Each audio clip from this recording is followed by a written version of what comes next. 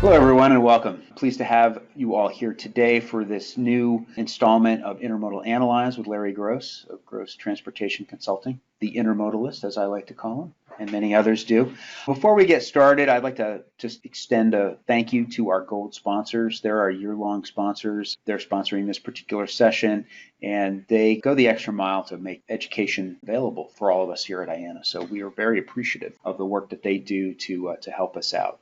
I'm Hal Pollard. I'm the Director of Education here at IANA. It's great to have you here. I'm really pleased, as always, to have my friend Larry Gross, who's the President of Gross Transportation Consulting, joining us to share some insights with us about what's happening in intermodal. Larry, every month, digs into the numbers for us, and we get to spend time, usually every month, at the end, taking a look at what happened the previous month. So with that, Larry, I'm going to turn it over to you to get us started today. Well, thank you, Hal. As always, it's great to be with you here. Hal, thanks for the invite, and we'll move through this pretty promptly and leave some time for Q&A. That's my contact info there. If you have questions, you can reach out to me at lgrossintermodalinDepth.com or on Twitter as the Intermodalist. So let's take a look at what's happened in August. And the remarkable story of the intermodal recovery, the V-shaped recovery, continued in August, but with some important, I think, changes. And here is the last 12 months presented in our usual fashion on the left-hand side of this slide. Blue is international or IPI, the movement of 20s, 40s, and 45s on the rail, and green is domestic container and TOFC. And as you can see, the recovery, which let's say began in March for IPI and in April for domestic, has followed some fairly different trajectories. Domestic bottomed out in April and its climb back has been uninterrupted.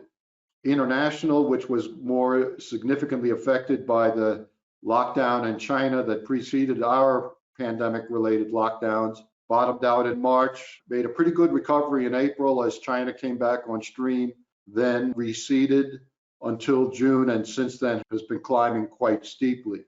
But the gap between international and domestic got quite wide in June and July. But now, if you look at August and where those relative two lines are, they have narrowed pretty significantly. So I would say things are returning to what previously was regarded as normal. And if you look at the table to the right, that gives you a lot of detail on what happened in August. And I'll point out, starting at the bottom, the grand total for all North American intermodal revenue moves as contained in the IANA ETSO database was up 3.2% from July. So things are moving up sequentially. But in terms of the comparison with prior year, with August of 2019, we're still 2.7% in the red. So slightly in the red, but obviously much, much better than past months during the pandemic. Now, if we look at the international at the top, 6%, a very sizable gain from July in terms of the month to month, but still a rather significant, almost double-digit deficit in terms of the year-over-year comparison. So volumes cranking up, but we've still got quite a ways to go on that. If we go to look at the domestic, again, back towards the bottom, a pretty good picture year over year. In fact, I would say an amazing picture, given the damage that has theoretically occurred to the US economy, North American economy, that having a surplus over prior year of 4.3%, I think is almost phenomenal. But if I look at the month-to-month increase for domestic, it's only 0.7%. And just above that, the domestic container is 0.6%. So it has really flattened out here. And the message to me is that given the anecdotes that we're hearing about the strong demand still for freight transportation, intermodal transportation, particularly off of the West Coast, this tells me that probably the domestic container fleet is maxed out. Just full utilization at whatever the current velocity is for that fleet. If you look at the sequential numbers for both rail and private, They're about the same, just a tenth of a point difference. So that's telling me that things are moving about as fast as they can move in that world. Now, if we look at above that, look at the trailer number, overall trailer number up 1.5% from July to August. But the composition of that is pretty interesting. The 53-foot number right above that is up 4.8% at the same time that the short trailers, which is everything less than 53 feet, is down 6%. And that includes the important 28-foot pup trailer segment. And so I really think you're seeing two messages here. One is that the 53-foot trailers are up because they're serving as their normal safety valve function when we run out of 53-foot domestic container capacity.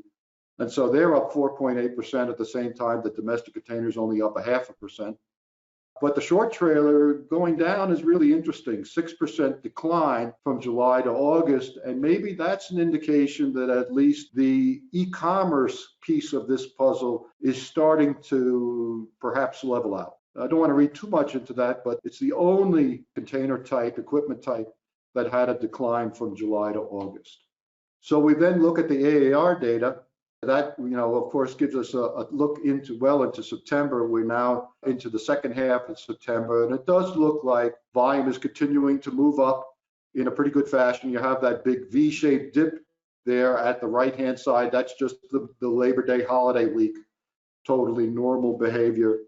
If you average the 2 weeks, because we had an offset this year in terms of what week Labor Day appeared in versus last, it played havoc with the year-over-year comparisons. But if you average it all out, it looks like we're still moving up in a pretty decent fashion, and the 4-week average over the last 4 weeks up about 4.6% year-over-year. So the good news seems to be continuing to a certain extent. Here we see a comparison of the US and Canadian AAR numbers, a little bit of a different pattern. We're not seeing quite the year-over-year gains in Canada that we are in the US. Canada on right in green, US on the left here in yellow. But generally volume is also moving up in Canada. They were not hurt as badly as we were here in the States during the initial part of the lockdown, but the recovery has not been quite as steep as on the US side. I wanted to take just a sidebar here and talk about the different characteristics of these markets. And I look at the North American intermodal market as having 5 major components: the intra-US volume, intra-Canada, intra-Mexico, and then the 2 major cross-border markets, Canada-US and US-Mexico. The chart on the left gives you the relative size of those markets, and you can see that all of them are dwarfed by the domestic US market. And then also the composition of how much of each of those markets is domestic equipment movements versus IPI movements. IPI in blue, domestic in green. If we look on the right-hand side, we just take that on a percentage basis, and you can see that North America is, over the last 12 months, just about exactly 50-50. But when we look at the US versus Canada, the US has quite a bit more domestic orientation, and Canada is dominated by ISO container movements or IPI movements. Over 70% of Canadian movements are in IPI, whereas a bit over 40% of the US market. It's even more extreme in Mexico. Mexico is about 85% IPI. The US-Canadian cross-border market is about 91% IPI.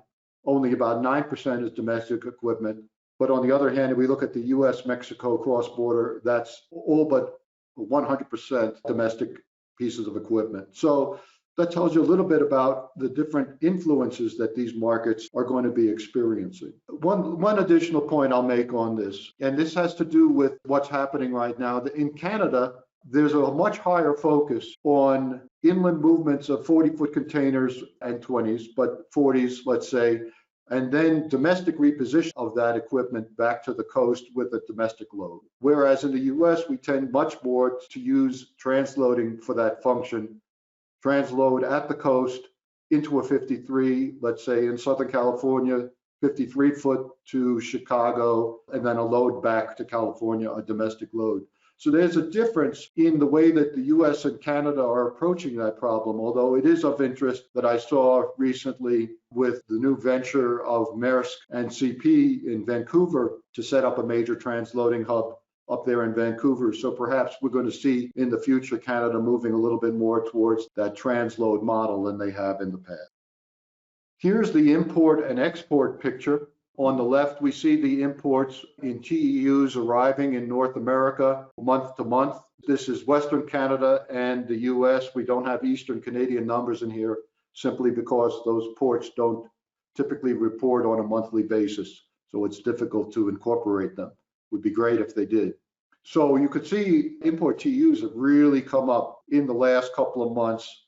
And in fact, in August, moved ahead of prior year for the first time in 12 months. So it's a big good picture, one that seems to be in sync with what we're seeing on the intermodal arena. If you look at the yellow line, which is exports, we're not seeing any sign really of significant improvement there. A little bit of a reduction ongoing with regard to the year-over-year deficit, but I think a lot of that has to do with what was happening last year. You look at that line, since April, it looks pretty flat to me. So not seeing a lot of improvement on the export side. And as a result, right now we're seeing historic levels of imbalance, at least through July, which is the last month that we have comprehensive export numbers for North America. Now, Long Beach and LA have been the epicenter of this freight surge that we've been seeing. And on the left-hand side, the same kind of a drill here. You can see what's happened with regard to the import volumes that are arriving in Southern California. And then the right-hand side, the year-over-year improvement. Blue is imports, yellow is exports, and red is total. So the total moved into the black in terms of the year-over-year in July. I expect we'll see even more so when the export numbers are available for August. We had new all-time records set for inbound TEUs in August, so it's a very, very strong picture. But when we look at how that volume is affecting intermodal, it gets very interesting. On the left-hand side here, we have the statistics for the region pair in the IANA ETSO database, Midwest, Southwest. So basically, this is going to be California to the Midwest, or California to Chicago primarily, although other Midwest destinations are included. And again, green is domestic and blue is IPI. And there is a huge gap.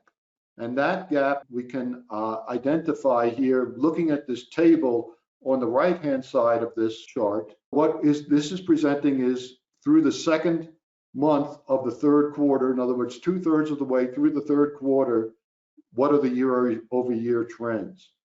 And North American import TEUs were up 3.4%.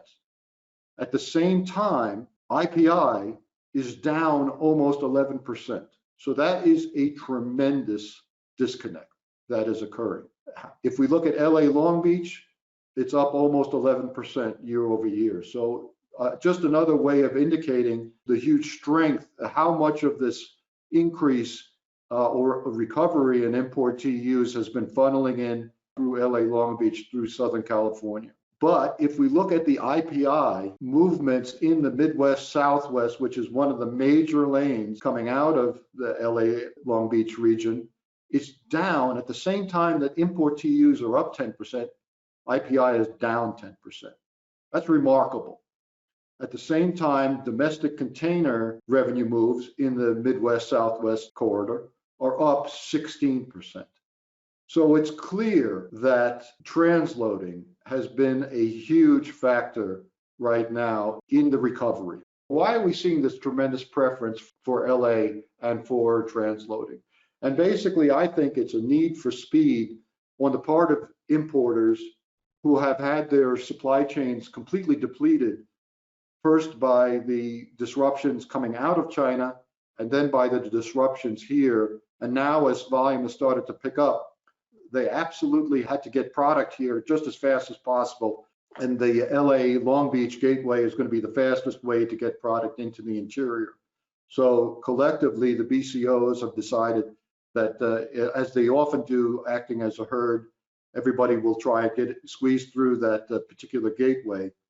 Now, the transload piece, I think, is an extension of that, because they want things here as fast as possible, but there's so much turbulence and so much uncertainty that they really weren't sure once they landed the goods here exactly where in the US they would want to go.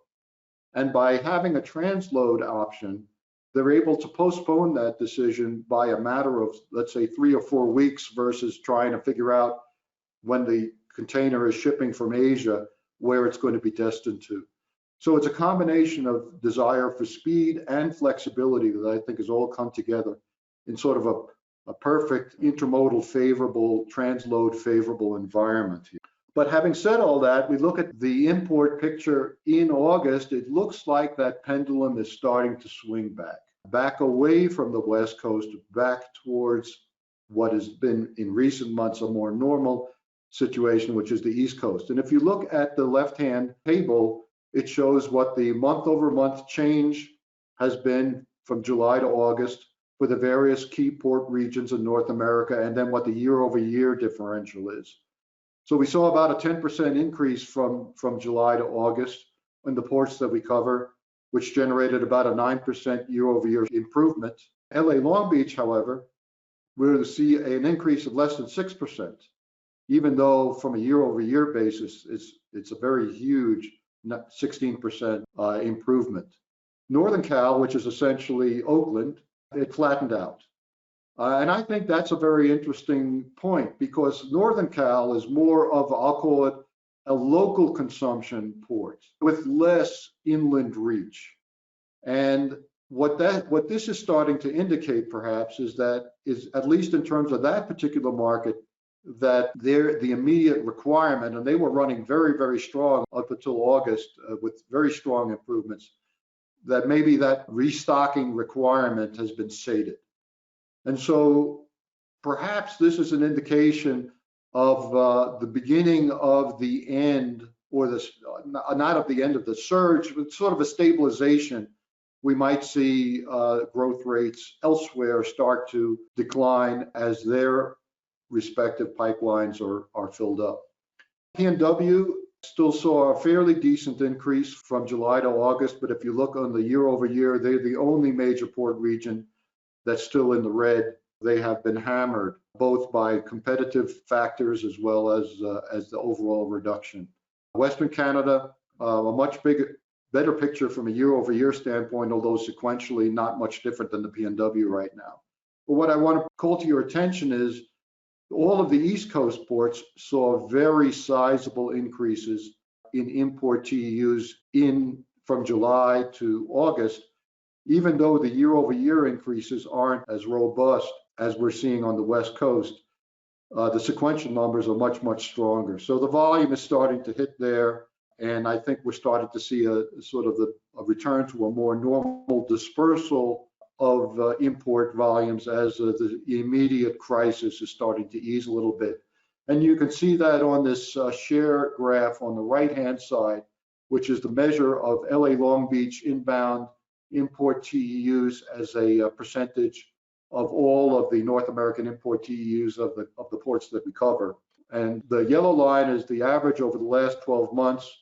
We saw a huge drop in share in February and March as the volume from China dried up due to their lockdown, then a very quick recovery, and then a peak in July, very strong share numbers. But now in August, as the volume is starting to swing back to the East Coast and the Gulf Coast, the share is starting to recede back towards a more normal or level. A few other points I'll make here before we close out. The dray situation. This recovery is a very spotty recovery. We see a huge growth in an intermodal favorable market like Southwest LA to Chicago, not so much in some other lanes. And that's also playing out here in the dray situation. This is the drayage demand index that I put together along with my good friend Jason Hilsenbeck of drayage.com, measuring the number of clicks required looking for dray capacity in various markets. And there are three critical condition markets that are in place right now. You've also got Montreal, but that's a different situation. That's a function of the strike. But New York, Memphis, and LA, Long Beach have gone critical in the last week or two with regard to click activity, and very, very sharp increases we're seeing the week before last. As opposed to a lot of these other markets that you can see are sort of green or yellow, which indicates relatively placid conditions. So the situation is very different depending on what geography you're looking at. Train speeds, not a super useful measure of service, but a general indication when things are going wrong. Speeds have dropped down quite significantly from the elevated levels that they were at during the height of the pandemic when volume was quite low. This stabilized here recently. That's the red line that you're seeing there. Not tremendously above the long-term average, which is that blue line, slightly above. That depends on the railroad that you're looking at. And I think what's helping prop this up a little bit is that even though intermodal volumes are very strong, we're just measuring intermodal train speeds, and carload activity is still fairly light with double-digit deficits versus last year. So there should be plenty of room on the network for the intermodal trains. I wouldn't say this is any indication of a problem, but certainly it's not stellar performance. It's what I would call near average performance. That doesn't tell us anything about what's happening in the terminals or how many containers are being rolled and missing getting on the train, especially in places like Southern California where that is a big problem. That's a shortcoming of that measure of service, but it's the only thing we have available. So we talk about why this freight has been so strong. I think, for the overall freight picture is favorable, but certainly not as strong as our numbers, our intermodal numbers would make it appear. It's interesting, the ATA just came out a few days ago with their estimate for truck tonnage for August, and their numbers are down almost 9% year over year. So I think it's really quite interesting that we're seeing such strong demand at the same time that overall truck demand, while it has recovered somewhat, is not reaching the same kind of levels that we're seeing, at least on the domestic side of our house. And I think that part of the picture is that even though volume is only partially recovered, it's colliding with reduced capacity situation on the truckload side. And so that's what's creating these tight conditions. That's working to intermodal's benefit. We already talked about the inventory pipeline issue. And so when you put all of this together, it's a very exceptionally intermodal friendly environment right now. And I think that's one of the reasons why we're seeing such strength. At the same time, those of us who have continued income or were receiving government support had money to spend, in other words, we have rerouted our spending. We can't and won't spend money on experiences. And by that, I mean services. I mean dining out in restaurants, eating out in restaurants, and going to sporting events and concerts and plays and all of those kind of experiences that we normally spend quite a bit of disposable income on, and that has been choked off simply because really that's not available to us. So we've got the money to spend, and at the same time we're spending a lot of time in our house. Maybe more, we need to reset that house for working from home, or we see all of the areas that we kind of had ignored where it needs some work. And so we're buying more stuff than we used to buy. And stuff needs to be brought in a container or a trailer. Will that last? Is that a permanent trend? I don't think so. I think once the service side or the experience side of the economy opens back up, well, then we will return to some more normal situation. And but what's helped us so far is that we did have quite a bit of government support even for those who were laid off, and so that's enabled them to keep spending. Of course, now that's all going to change, it looks like. So the question is, where to from here? And I, as those of you who know me, since I'm a generally either realistic or skeptical, depending on your point of view, curmudgeon, I've got a bunch of concerns. And those are listed here. I won't spend a lot of time on them, but certainly we are seeing a potential increase in the virus as the cold weather approaches. And all of these outdoor outlets that we have, dining outside, which is something that we have here in even our little town of Durango. They opened up outside, closed a couple of lanes on our main avenue and put tables and chairs out for the restaurants. Well, with the approach of cold weather and snow, those options will disappear. And so I think it's going to become quite a bit more challenging for the restaurants in this town. And virus counts are moving up, and that doesn't even count what's going to be coming along with regard to the flu season. Government support, I think there's one last ditch effort to try and put a bill together in Congress. You know, I think I won't say it's impossible, but it sure is a long shot. And with all of that support either expired or about to expire, folks that don't have a job right now have been laid off, that they're going to be in a world of hurt. And so certainly they're not going to be in a position to spend. And as a result of that, it seems that hiring is certainly slowed. The recovery has slowed down in that regard. We've got certainly in October, layoffs, foreclosures, and small business bankruptcies, especially among these restaurants and other service businesses, could get to be very disruptive to the economy. Fear is still quite high. It depends on who you talk to. Obviously, this issue has been completely politicized, which is really a sad statement for us, but nevertheless is a fact. And then, of course, anxiety with regard to the election is just off the charts. Never thought I would have to say that folks are worried about a smooth transition, but that certainly is the case. And the presidential election looms as an extremely consequential event that I think creates uncertainty. And when folks are uncertain, they tend to pull in their horns and not spend. And businesses certainly tend not to invest.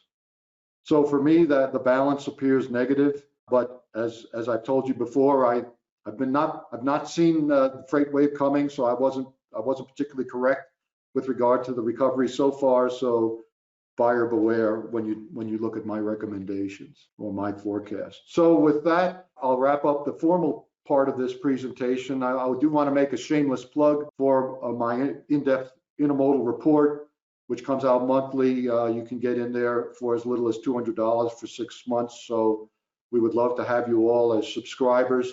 I make great use of the IANA Intermodal Volume Analyzer as well. And if you take both, you get another 20% off of both. So that's an offer that I hope you'll consider, and you can get more details on that at my website. So with that, Hal, let me turn it back over to you, and hopefully we'll get some questions from the audience. Thanks for your attention, folks. Thanks, Larry. That was great. A lot of food for thought there. Got a few questions to get started. I'll jump in with, I like this one. What's happening with the economy? You know, what we're seeing seems to be at great variance with what theoretically is happening with the economy. But the tools that we have that are available aren't really capable of keeping up with the pace of change that's occurring here, you know, and things like, so for instance, in our own world, we expect a normal seasonal behavior. Well, I suspect this year's peak season will be anything but normal. You know, that is sort of an interesting question, but embedded within all of our economic statistics are typically seasonal corrections, because we need to do that. But all of that is completely out of whack. And things are changing so fast right now that the normal time lag in economic statistics, which is normally sort of annoying, now it's still almost disabling, because we're looking at what happened 6 weeks ago or 2 months ago. That, I mean, it has very limited relevance to what's going on today. So, you know, to a certain extent, I think we're flying blind right now. And even if we think we know what's happening with the economy right now, where it's heading is anybody's guess, right? So, I mean, I just feel fairly comfortable in saying I don't think that the sort of the current trajectory, at least as far as our world is concerned, is probably sustainable, that we're going to see some kind of a slowdown. That's my guess. That makes sense, and that seems to line up with some of the other indicators that I'm seeing. Here's one, and this is sort of it's a question about the domestic container fleet, and you had said that it was maxed out, but the question is, do we see that there being any growth in the domestic container fleet to take pressure off, at least from the anecdotally from the other sources that you're looking at or come across? Well, I mean, I don't think you're going to be able to see any growth in time to meet the current requirement. So let's say for the balance of this year, what we have to work with now, that's what we're going to have to work with. When you look at trying to get new domestic containers, which are entirely built at the moment in China, and incidentally, I've got to compete with a very robust market for ISO containers, new ISO containers, because there's a lot of a shortage there as well, and that's going to get satisfied first, I think, before any domestic container production that occurs over there, which is kind of, even though we're sole sourced for them, it's kind of an afterthought versus the core business, which is the ISO. ISO containers right now in China are very, very short supply because everything's over here and needs to get back there. That's one reason why there's been so much, and I should have mentioned this earlier, so much transloading, because the ocean carriers want to turn the box on the West Coast and get it back empty on a ship and back to Asia as fast as possible. The rates are through the roof on the eastbound. So just get that thing back there, and they're building more equipment. They can pay for a new box practically in one trip. So, build as fast as possible. Where I think this hurts us is a lack of capacity inland for exporters, particularly 20-foot capacity, which has been hit fairly hard. So, I mean, there are a lot of moving parts to this thing. Yeah, and that actually flows into this next question, which is exports. Is it more a function of just availability of equipment, or is it a function of or ongoing function of the trade war, or a little bit of both? Yeah, I don't think it's a function of equipment. I mean, it makes the exporter's life more difficult when it's tough to find the empty container where you need it at inland locations. But I mean, if you look at the overall North American export picture, which includes a substantial, all the ports, all the different port regions, we're not seeing a lot of signs of life there. At least through July, it lags by a month, the data that I have on imports, and it's hard to see where that spurt is going to come from. I mean, we're counting on China fulfilling their requirements under the phase one agreement. Where that goes at this point is anybody's guess. We're seeing some signs of that on the agricultural side. But our picture, I think it's going to take a while for that to really recover. I'm not looking for a quick rebound there. They don't have the same pressures that we identified on the inbound that are driving volume up on the outbound. That makes good sense. Here's just a quick comment from somebody that the drayage demand index is a really interesting data point, and they're glad to see that added into the kind of regular mix that you're delivering. I guess that's keep up the good work there. keep that going. Here's a good one, and this is to a degree, it's a little bit of a history question, but was the economy showing signs of instability with the rapid increase in the stock market back in 2019, with the United States becoming this sort of new oil exporter and really kind of changing the paradigm, at least at that point, with oil pricing and whatnot? Well, in terms of the market, I have zero ability to predict where the market's going, the stock market.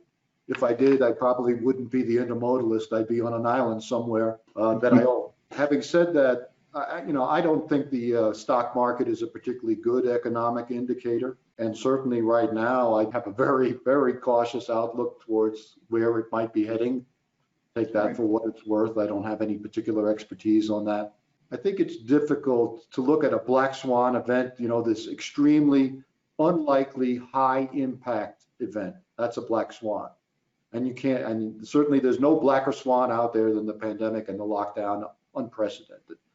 I think that where the big change is going to come from is that we have built a global supply chain that's fairly predicated on smooth operations and low friction. And so we had very low transport costs from places like China, robust infrastructure there, very easy to outsource, even with all of the hiccups that everybody in our world always know about and talk about, relatively smooth and relatively fast movement of just-in-time commodities into the North American market. That's going to change. We talked about this earlier, fragmentation.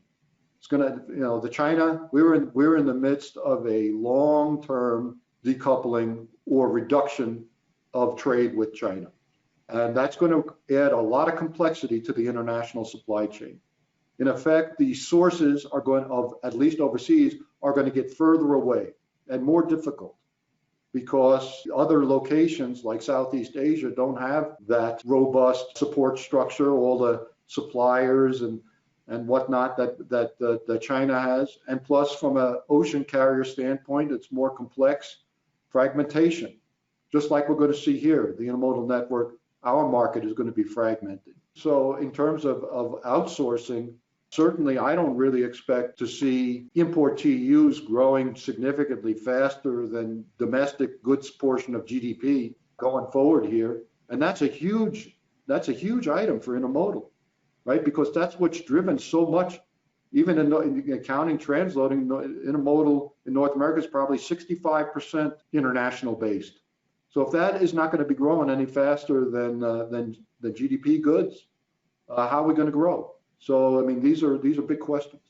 That makes good sense. I mean, there's a question here about peak season and holiday, and I think you sort of addressed that.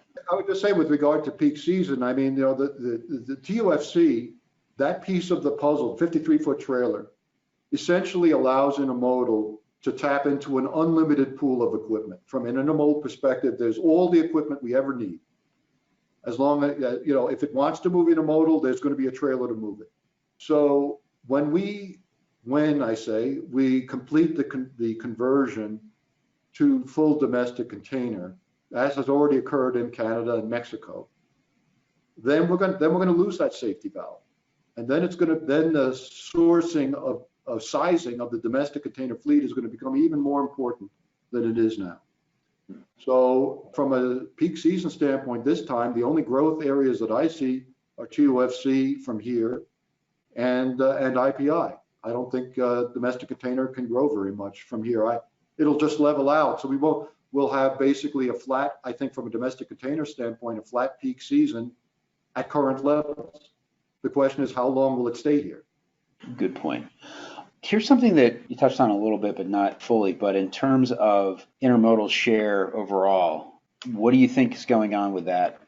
Well, we are coming off of 8 straight quarters of share decline. By share, I define that as intermodal's participation in long haul, 500-mile or more reefer and dry van moves, and this is US only, because I don't have Canadian and Mexican truck data. So we just do it for the US. That share, overall intermodal share, has declined for 8 calendar quarters, and that's never happened before.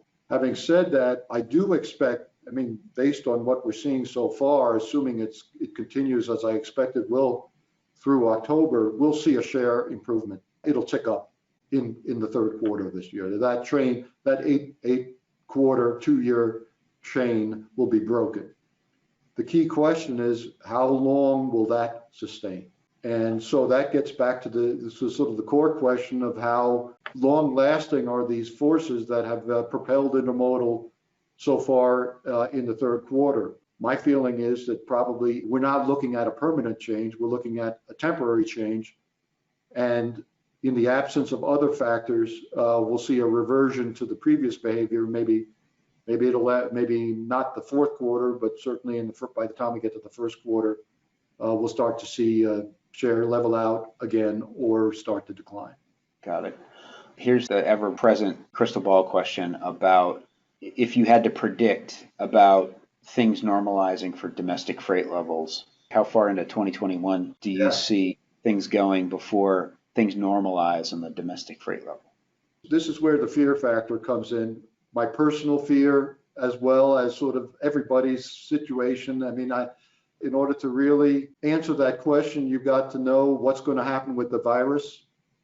You know, what's going to happen with lockdowns, what's going to happen with the election, what's going to happen with government support. I really don't know any of those things. I have a guess. I know what I'd like to see. I don't think it's likely that I'll see what I would like to see. So, I'm pretty pessimistic, in terms of the timing, and I think it's going to be a long pull. I think, and as a result of that, I think I would not personally feel comfortable with saying, well, we've recovered and it's only upward from here. I think the gains that we've seen, these rapid gains, are a little bit tenuous, and we could easily see, not going back all the way. I don't predict that. I don't even predict it, but I just want to raise the possibility that, things could ease from here, not necessarily only here. There's a lot of reasons why things could ease out. On the other hand, as I said before, I've been wrong pretty consistently so far on this recovery. So why should you start to listen to me now? Why mess with such a perfect record? Consistent anyway. Yeah, exactly. Consistent. That's going to kind of bring us into the home stretch here. So, Larry, thank you very much. Great insights. I do want to reiterate that a lot of the data that Larry talked about is available from our data products here at IANA. So we have the volume analyzer, two different versions of that, the full ETSO database, which is the entire data set. And as Larry mentioned, we do have a relationship with Larry and his Intermodal in-depth product that you can either go to Larry's website or ours and go to intermodal.org and data statistics. And there's a special discount that you can get if you buy the two, subscribe to the two. One other thing I want to thank again our gold sponsors. There are year-long sponsors at the gold level. They help sponsor this session and do a lot more for us throughout the year. So a tip of the cap to those folks for helping us out. Thanks for everyone for spending time with us today. Thanks, everybody.